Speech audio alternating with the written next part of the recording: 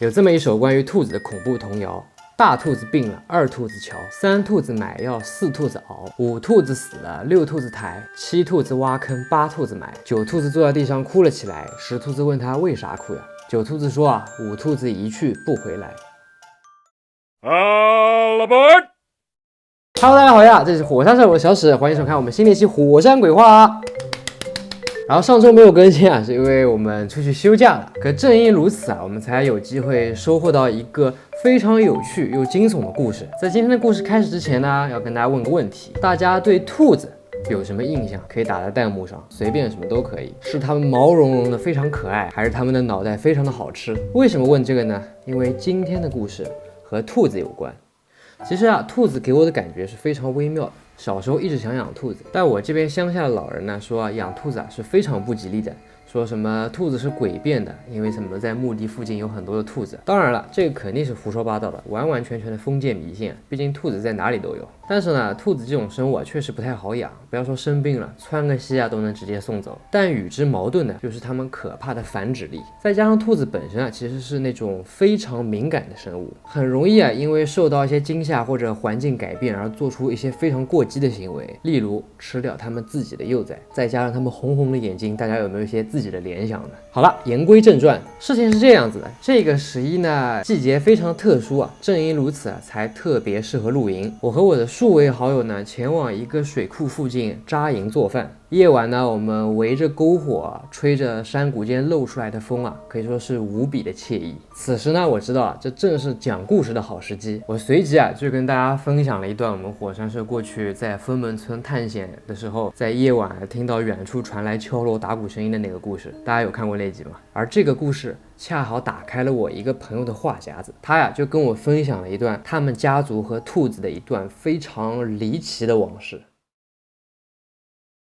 我的老家呢属于山区而我又是属于那种典型的留守儿童，由家里的老人照料。山里人家就算是交通发达的今天，物资的丰富程度都不可能跟城里相比。所以呢，小时候我们只能靠山吃山，靠水吃水。而在没有那么多限制的过去，野味就成为了我童年最美好的回忆之一。那个时候几乎什么都吃，什么野猪野鸡蛇什么的。可唯独一样，我爷爷是绝对不会打回来的，甚至还实实在在的下过命令说我们家是绝对不吃的，那就是兔子。大家一定觉得很奇怪吧？因为相比别的食材，兔子肉是更加普遍，然后也更加容易获得的。兔子的繁殖力是非常的强的，可以说是漫山遍野，到处都是。因为好奇呢，我还经常去隔壁人家询问对于吃兔肉的态度，结果发现呢，方圆10里只有我们家是不吃的。有几次甚至还因为我在朋友家蹭饭吃了兔子肉，被来接我回家的爷爷发现，回去暴打了一顿。当然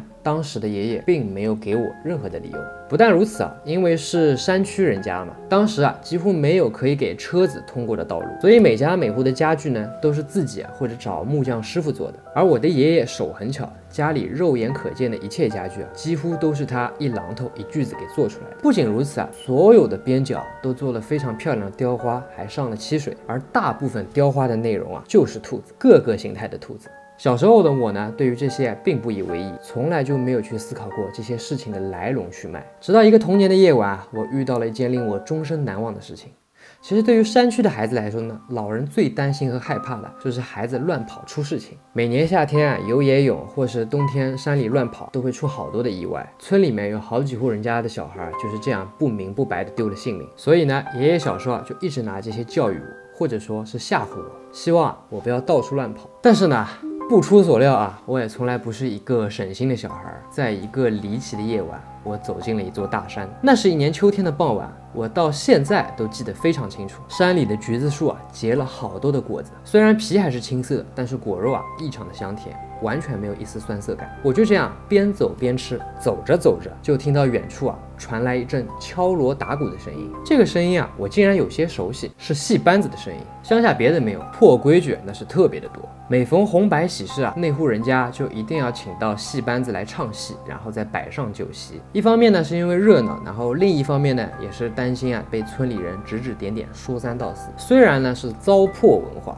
但对于山里的孩子来讲，也是一顿不错的蹭吃蹭喝的机会。我顿时激动起来，完全忘记当时已是夕阳西下的时分。天黑之前回到家的嘱咐也被抛之脑后。我拿着没有吃完的橘子循声而去，走了没多久我竟然真的发现了一户人家挂着红灯笼，好像在办喜事。村子和村子是沿着水道而建的，繁杂而又几乎没有任何固定的规则，有不认识的人家呢是非常正常的。跑过去一看当时心里就觉得怪怪的，但一时没有反应过来到底怪在哪里。就在这时这户人家木门被打开了，一个身穿红色嫁衣的女孩走了出来。当时我整个人都呆住了，我只记得那个女孩很漂亮，特别的漂亮。但是我现在又完全想不起来她到底长什么样子。怎么说呢？那个姑娘的美是当时那个年纪完全没有感受过的美。那身嫁衣特别的配她，曲线十分的玲珑，而且她的皮肤又白完全不像其他的村里人饱经风霜，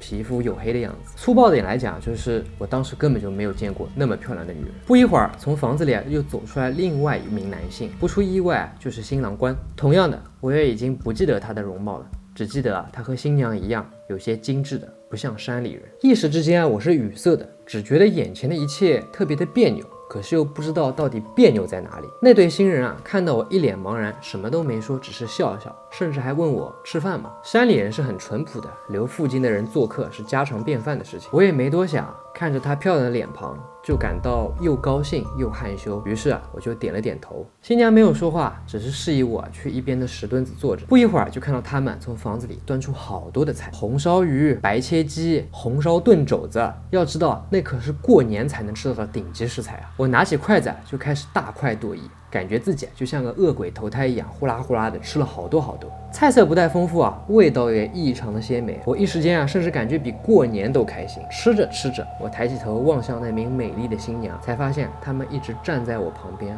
望着我吃。新娘看到我抬起头，还朝我笑了笑，我的脸就立马红了起来。当时作为一个孩子，我其实并不知道要如何处理这种情绪，只是感觉非常的害羞，就低下了头继续吃了起来。可就在这时，远处传来了一声啸叫，这声啸叫打破了所有的宁静和美好。那是一声狼叫，虽然听声音感觉是从很远的地方飘过来的，但仍然让人心头一紧。然而野兽几乎不会主动靠近人类的领地，但是这次是我主动闯进他们的地盘。说实话，我被吓了一跳，突然意识到自己到底在干什么，就好像一个醉汉突然从梦中惊醒一样，满是后悔。回过神来天完全的黑了。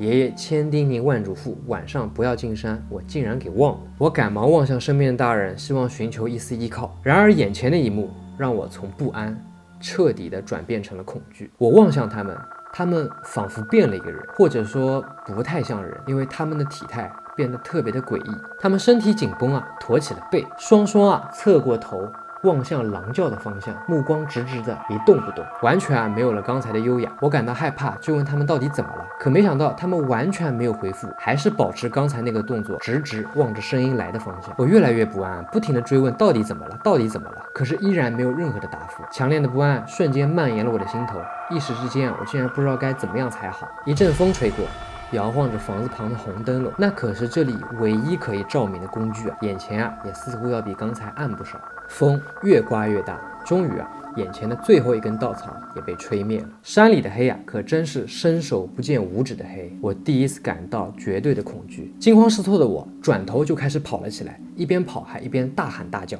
结果慌不择路，很快就出了状况。砰的一下，我的身体直直的撞在一个树干上，所幸没有撞到脑袋，但是胸口传来的剧痛也让我被迫停了下来。黑暗中我捂着胸口忍着剧痛。此时的我也再也没有逃跑的勇气，甚至连大喊大叫都再也做不到，取而代之的是站在原地一动不动。我的脑袋开始疯狂回忆刚才发生的一切，那对奇怪的新婚夫妇，还有远处的狼叫声。在这种无边无际的黑暗里，光是想象力都足够杀死自己了，更何况山里一直是非常热闹的，身后一直传来各种窸窸窣窣的声音。那天是我人生第一次真正感受到人害怕的时候腿是会软会发抖的。不知道过了多久传来了好多声狗叫声，还有很多手电筒的光束。不但如此还传来了好多人声仔细一听，竟然是在叫我的名字。我当即循着灯光找了过去，是隔壁家的大叔，还有很多村子里熟悉的人。原来是爷爷看到我迟迟未归就发动村子里的人进山找我来着。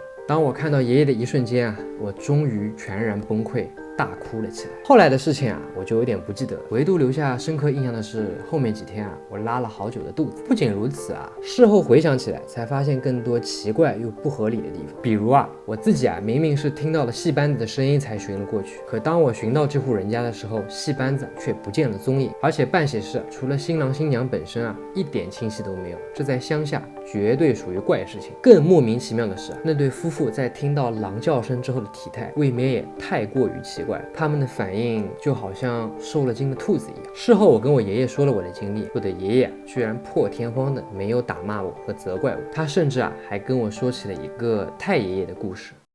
那是一个发生在8年抗战初期的故事，自己浑身都是血，遍布着齿痕，是这些兔子特有的齿痕，身边竟然都是成双成对的红点在晃动，把枪口对准了日本兵的脸，砰的一下，